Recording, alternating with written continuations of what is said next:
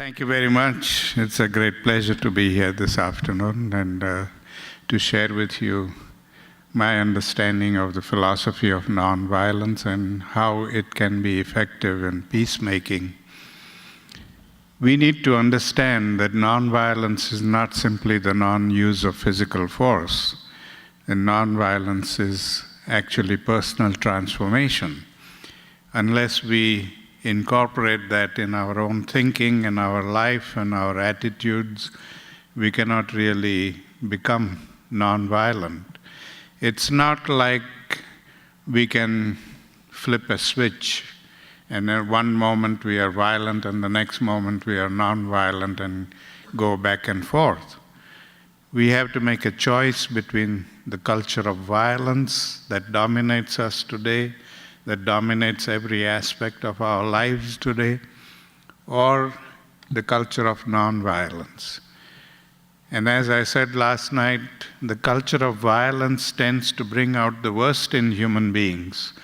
All the hate and prejudice and violence and killing and murders and all of these things that happen today are because of the culture of violence that we believe in and practice.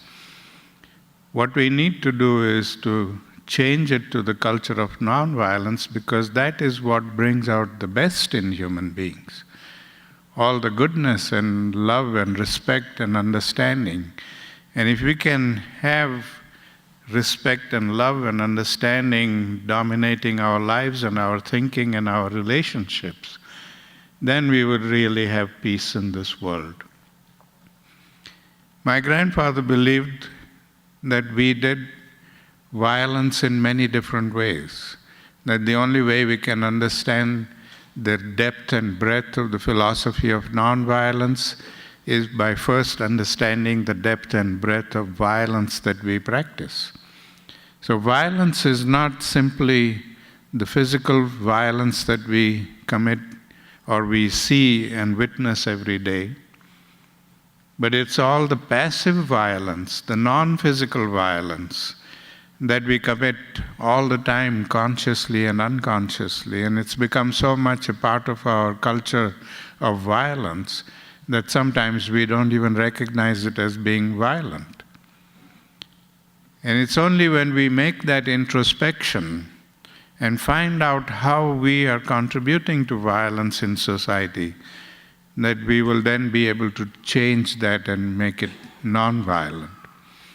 He made me draw a family tree of violence, just as we do a family tree with violence as the grandparent and physical violence and passive violence as the two branches. And every day before I went to bed, I had to analyze and examine everything that I had experienced during the day and put them down on that tree. Now that was a profound way of introspection, of finding out my own weaknesses, my own behavior in society. And when I began to do this, I was amazed that within a few months I was able to fill up a whole wall in my room with acts of passive violence.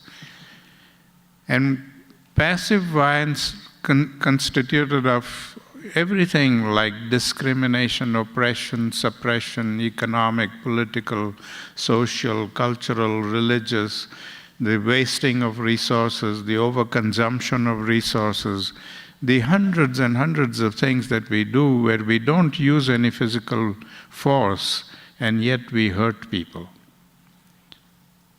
And it's when we understand that we will be then able to change that and make it non-violent. But non-violence is also about not harming in direct or indirect ways. My grandfather, when he was living in South Africa, had two episodes when he was beaten up physically, first by a mob of whites, because they thought he was coming with a lot of Indian people from India and going to swamp the country and take over the government. And he was mercilessly beaten up. They even wanted to lynch him, but he was saved by the police commissioner's wife. Then the police commissioner was able to arrest some of those people, and he invited grandfather to come to the police station and file charges against them so that they could be punished. And grandfather came to the police station, but he refused to file charges against them. He said, "I don't want them to be punished. I want them to realize for themselves that what they did was wrong. And to enable them to realize this," he said, "I'm forgiving them. I'm going to let them walk out from here free and hope that they will learn the lesson that what they did was wrong and they shouldn't do it again." And that action of his made it possible for 4 of the 6 people to become his lifelong friends. They were transformed. And the other 2, although they didn't become his lifelong friends, they stopped the kind of racial hatred that they had. Now, if he had punished them and sentenced them to imprisonment, they wouldn't have been transformed. They would have just become more and more determined racists and continued to do what they always did there.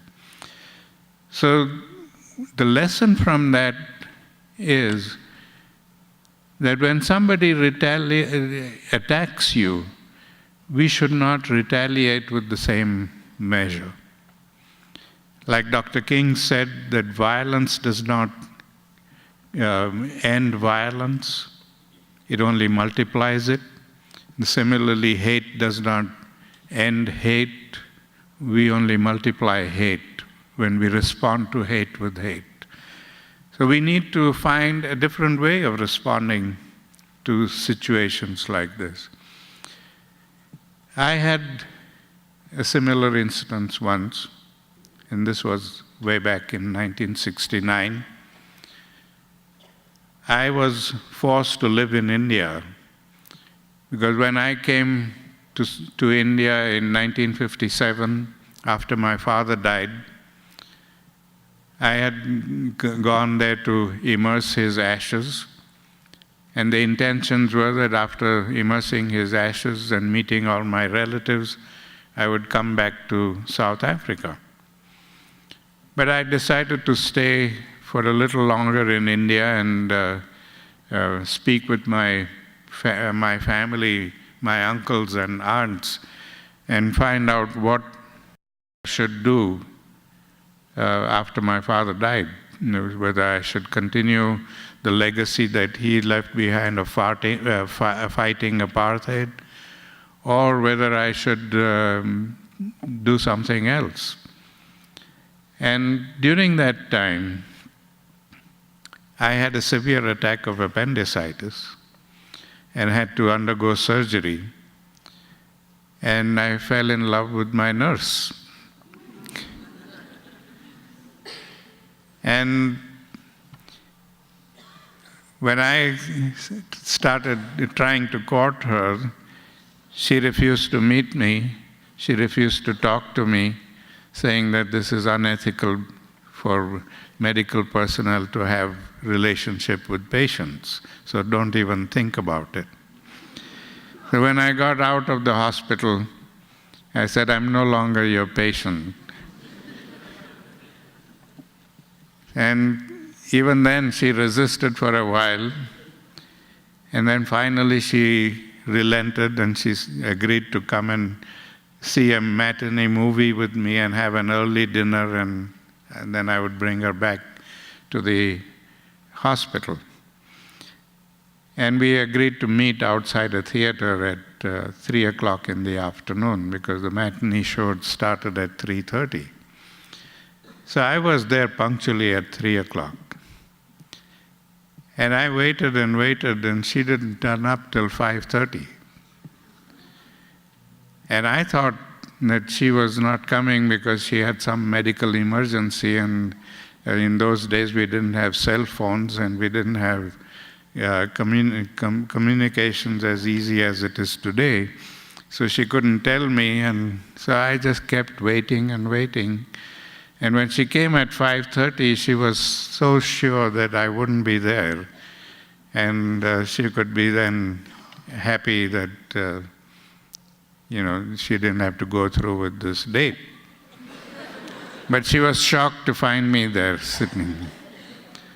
But to cut the long story short, we got married eventually. And I was living in India. And in 1969, a friend of mine from South Africa, an Indian friend, wrote to me saying that he was coming to India for the first time. He was stepping out of the country for the first time, and he was very nervous. And so he wanted me to help him arrange for his travels and all that in India. And he was coming by ship, so he asked me if I would meet him on the ship and take him to where he was going to stay. And I said, all right, because they were very good friends. And when I went to the ship, it arrived in Bombay at 10 o'clock in the night. Before I could meet my friend, I met a strange white man. He came up to me and just grabbed my hands and started shaking them and introduced himself as Mr. Jackie Basson, a member of parliament from South Africa. At the moment he told me his name, I realized who he was. And he was the member of the Nationalist Party, which was responsible for apartheid. It was responsible for all the humiliation I had suffered during my life in in South Africa, and also responsible for me not being able to take my wife back again to South Africa. And I held him personally responsible for all of these things. And for that moment, a flash of a moment, I wanted to strike back. And I wanted to tell him, go and jump in the ocean. I'm not going to do anything for you. But I stopped myself because immediately I realized that if I did that, my parents and grandparents would never forgive me. And so instead of being insulting to him, I shook his hand and I introduced myself and I said, I am a victim of apartheid. I am forced to live here in India because your government won't let me bring my wife back with me. But I'm not going to hold that against you. You are here and I'm going to treat you as a guest and I'm going to make your stay here as pleasant as possible. So after settling my friend, in the next morning, my wife and I took this couple, Mr. Basson and his wife, and we did all the touristy things for the next 4 days in Bombay. We went around sightseeing and did shopping and all kinds of things with them. And during that time, we tried to speak about apartheid on a friendly basis. I questioned him about apartheid and he tried to explain it to me as best as he could. But every time the discussion got a little delicate, we just stopped and talked about other things. I was amazed because I didn't expect this to happen. But on the last day, when we met for the final time to say goodbye to them, both of them embraced us and wept tears of remorse. I mean, tears were just streaking down their cheeks.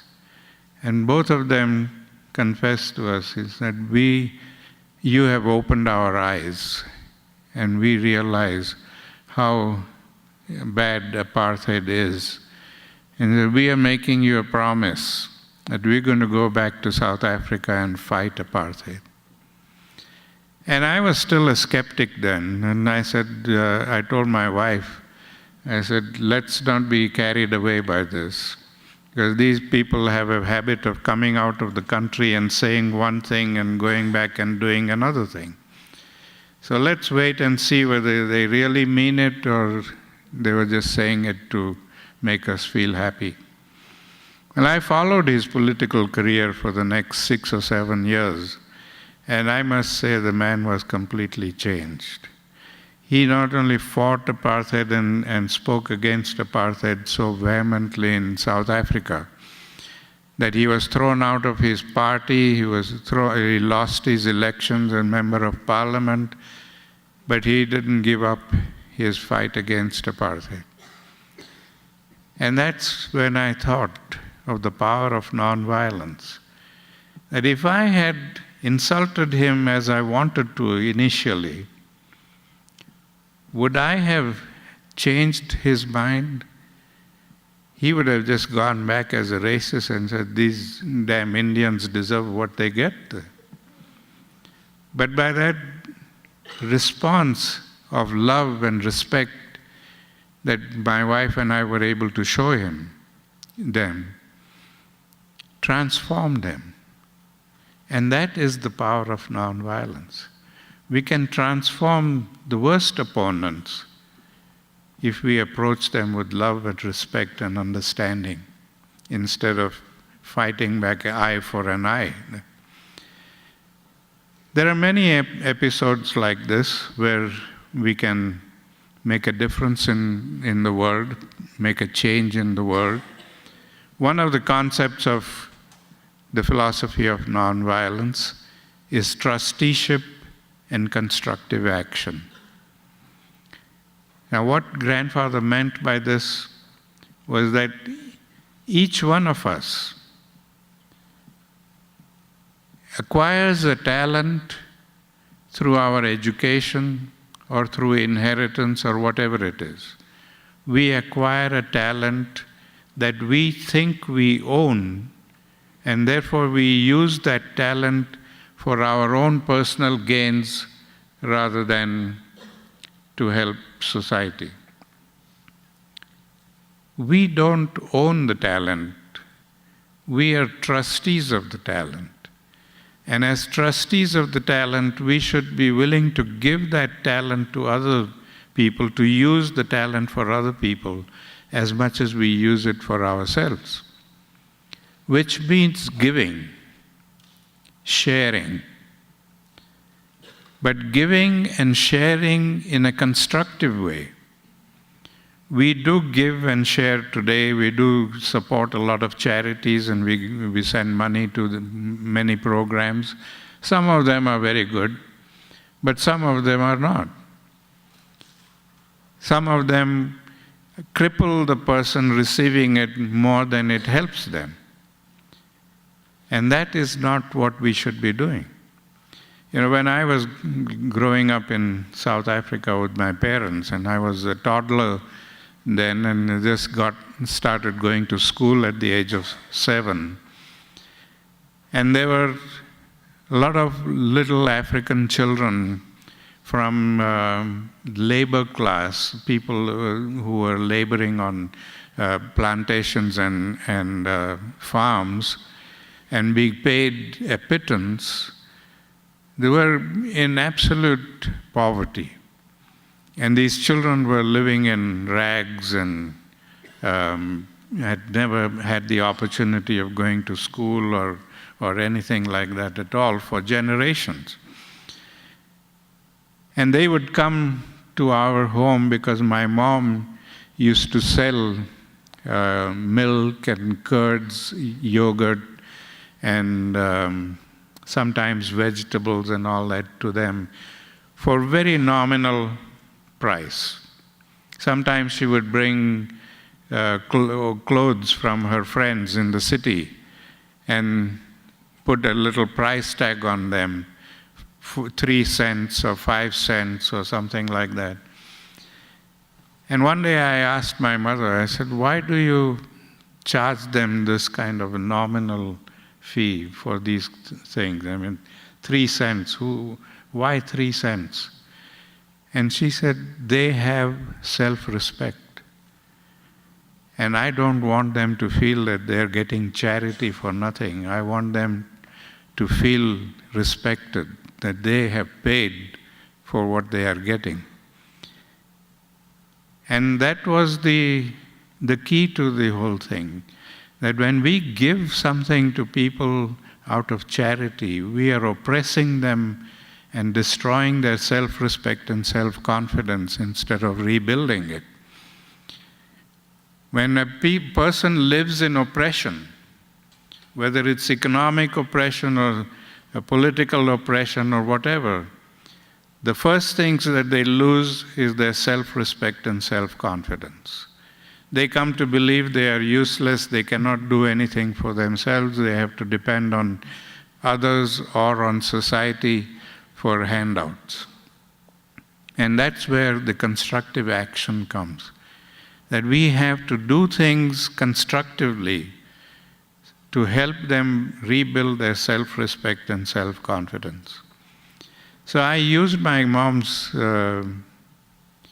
advice and methods. When I found a lot of poor people in India, people who were living on the sidewalks and didn't know where the next meal was going to come from, they would work as laborers somewhere, picking up somebody's bags at the railway station and carrying them to the car and getting a few pennies for it. And these people were in miserable condition. And I thought of this lesson that my mom had taught me and about the concept of trusteeship and constructive action. And I told a few of my friends, and I said, let's practice this, let's put it into practice and see whether it works or not. And 6 of us went to this group of people on the sidewalks, and we assembled about 700 of them, and we talked to them. And we said, we are here to help you, but we are not going to give you anything on a platter. You are going to be a part of the solution. And they were so desperate that they were willing to do whatever we told them. And so we told them to put aside a coin every day. Save. All of you collectively, put aside a coin every day. Make a decision that from today you're going to save a coin, whatever it is, and however you get that coin. If you have to work extra hours, do that. Or if you have to cut down on your smoking or the number of cups of tea you drink or whatever it is, each one of you decide on that and save a coin. On the face of it, it seemed ridiculous that people who didn't know where the next meal was going to come from, to ask them to save a coin every day. But we wanted them to be a part of the solution. We didn't want them to feel that we can get anything they want on a platter and give it to them. And they surprised us. Within 2 years, they came back to us with the equivalent of $11,000. And with that money, we bought them 10 second-hand textile machines and installed these machines in a little tin shed in their village. And we sent back about 70 to 80 people to run this round the clock and make it possible so that everybody who has contributed to this fund can come back and live on the income from this factory. They didn't know anything about money management or production or marketing. All of these things we had to train them. And as they became confident of taking over, we handed over charge to them. And I'm amazed that within a few years, they made the place so profitable that they could expand. They had 6 new factories opened over the years. But they continued with that small savings habit. And a couple of years after they started their first factory, they invested that money in opening a cooperative bank in the city of Mumbai. And today that bank has 7 branch offices and total assets worth nearly $2 million. Now, mind you, these were people who were condemned by society. They would never be able to do anything, can't achieve anything. And yet, with a little help and a little encouragement from us, they were able to do all these wonderful things. And they're still working, and they're still helping others and building small programs, economic programs for them. And that is how we can help people around the world, finding constructive ways of making people, help them rebuild their self-respect and self-confidence. So peacemaking is not simply putting an end to war. Peacemaking is much deeper than that. Now, I know a lot of people use the philosophy of nonviolence for conflict resolution. And I think while it is important for us to find ways to resolve conflicts, it's equally important for us to find ways to avoid conflicts. Resolving conflicts all the time doesn't really help, because after a while, if that same conflict keeps coming back over and over again, we are going to say, well, this doesn't work. Let's find a permanent solution to it. And that permanent solution usually is violent solution. So what we need to do is to understand that the philosophy of nonviolence gives us the power to find ways to avoid conflicts, to be more proactive, and see situations when they are still simmering, to find ways of resolving them and not wait until they become a crisis and blow up in our face. These are things that we need to understand about the philosophy of nonviolence and how we can practice it effectively in our lives.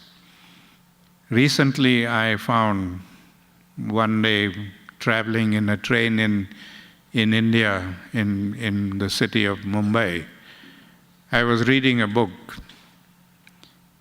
and suddenly I found somebody tugging at my trouser leg. And I looked down, and it was a little kid. I think it couldn't be more than 5 or 6 years old. And he was in rags. He was dirty. He had a little tin half full of candy, homemade candy, and he was imploring me to buy that candy from him. And I was surprised and rather shocked to find such a little kid on a train traveling all by himself up and down. And my station was arriving, so I asked him to get off with me, and I wanted to talk to him. And when we talked, I was shocked at what he told me. He said every morning his mother would make this tin full of candy and send him out early in the morning to sell all the candy and bring the money home. And if he didn't bring the money home, he didn't get anything to eat. And if he didn't sell all the candy, he didn't get any money. And when I met him, it was about 6 o'clock in the evening, and he still had half a tin full of candy. And I wondered, what is this little kid going to do? When is this little kid going to be able to sell all this candy, go home and get something to eat? I could help him that day, buy all the candy and throw them away and give him the money to go home. But what's he going to do next day and the day after?